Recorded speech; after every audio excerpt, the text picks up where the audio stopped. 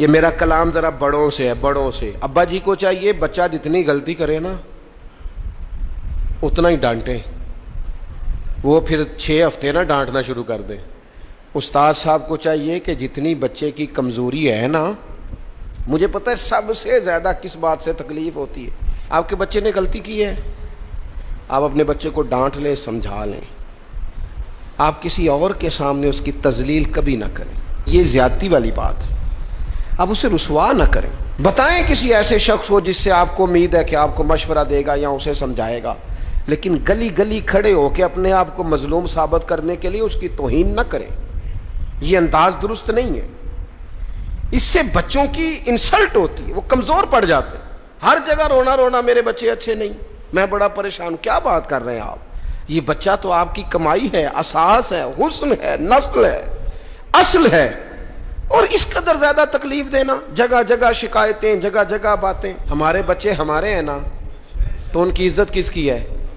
کیوں ہم گلی گلی اپنے بچوں کی رسوائی کرتے ہیں؟ کیوں کمزوریاں؟ اور جن کو ہم خیر خواہ سمجھ کے بتا رہے ہوتے ہیں نا، وہ آگے جا کے مزے لے لے کے بتاتے ہیں، تو نقصان کس کا ہوا؟ ہمارا، ہمارے قبیلے کا، ہمارے گھر کا۔ یہ دیکھیے ذرا، حضرت عمر رضی اللہ تعالیٰ عنہ مزاج کے لحاظ سے سخت ہیں، ایک نوجوان آیا، اس نے آ کے رونا۔ یہ پہلو آپ نے ضرور یاد رکھنا ہے میرے سیدنا فاروق اعظم کا، ہمارے امام، ہمارے قائد، ہمارے لیڈر، رہنما، مقتدا حضرت فاروق اعظم رضی اللہ، یہ انداز ضرور یاد رکھیے گا۔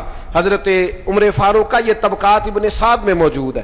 نوجوان آیا اور آ کے رو ہی پڑا، حضرت عمر نے اس کو روتے دیکھا تو فرمایا بیٹا کیا ہوا؟ کہنے لگے حضور فلاں علاقے کے فلاں گورنر صاحب کا مسئلہ ہے، حضور مجھ سے غلطی ہو گئی تھی، میں شراب پی بیٹھا تھا، انہوں نے مجھے درے بھی مارے ہیں، پھر انہوں نے لوگوں سے کہا اس کے ساتھ میل ملاپ چھوڑ دو، کوئی اس سے بات نہ کرے، حضور مجھ سے غلطی ہو گئی، میں مانتا ہوں، پر اتنی اذیت، اتنی تکلیف، جب مجھے سزا مل گئی، کوڑے لگ گئے، تو پھر یہ الگ سے جو سزائیں مجھے دی گئیں، یہ میں حضرت عمر کی بات کر رہا ہوں، میں نے جب یہ پڑھا تھا تو میں رو پڑا تھا۔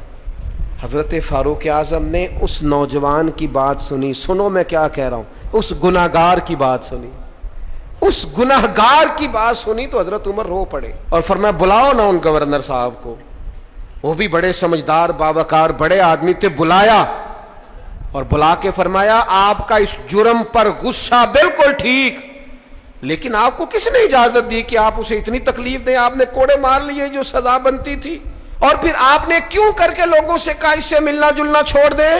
فرمایا اب میں آپ کو حکمن کہتا ہوں، اگر آج کے بعد آپ نے کوئی ایسا کام کیا تو میں آپ کو سزا دوں گا۔ فرمانے لگے آپ نے کہا تھا نا لوگ ان سے ملے جلے نہ، فرمایا اب آپ ہی لوگوں سے کہیں ان سے ملاقات شروع کریں۔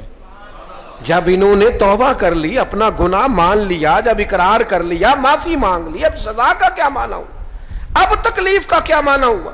سیدنا فاروق اعظم رضی اللہ تعالیٰ عنہ فرمانے لگے اگر یہ سچی توبہ کر لے تو پھر تو ان کی گواہی بھی قبول کی جائے گی، ان کی گواہی تک ہم قبول کریں گے۔ وہ کسی نے کہا تھا الجھے الجھے بکھرے بکھرے روز و شب دیکھے گا کون، لوگ تیرا جرم دیکھیں گے سبب دیکھے گا کون۔